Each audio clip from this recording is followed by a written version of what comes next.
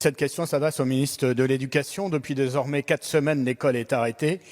Certes, votre ministère tente de maintenir le lien entre l'enseignant et l'élève et d'assurer la poursuite des apprentissages, mais nous voyons bien à quel point cette prétendue continuité pédagogique se heurte à d'importantes difficultés.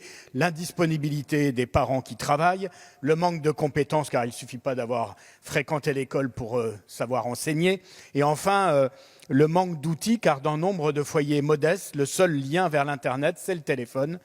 Pas d'ordinateur, encore moins d'imprimante et parfois rien du tout dans les zones blanches de nos campagnes. Vous admettez déjà avoir perdu le contact avec 8% des élèves, mais dans bien des territoires, c'est beaucoup plus. Dans mon seul département de la Seine-Saint-Denis, votre administration chiffre à 1/3 le nombre d'élèves qui sont en rupture de scolarité et ça s'élève à 60% dans l'enseignement technique. Il est désormais clair que l'école à la maison risque d'accroître un peu plus les inégalités scolaires.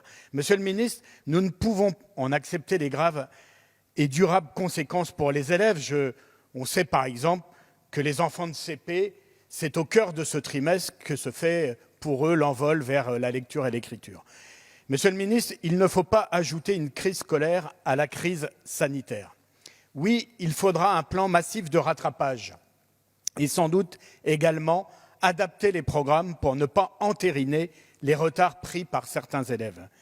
Pouvez-vous d'ores et déjà, au moment où vos administrations annoncent des fermetures de classes dans nos mairies, annoncer ici devant la représentation nationale un moratoire sur les fermetures de classes? Et enfin, je n'avais pas prévu de finir ma question de cette manière, mais je vais le faire.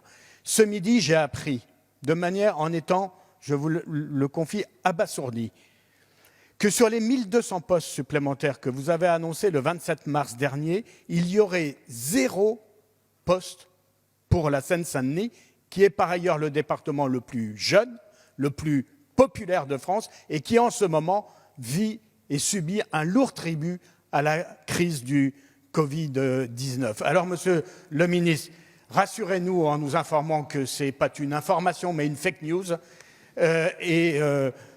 au moins, je n'aurais pas perdu mon après-midi.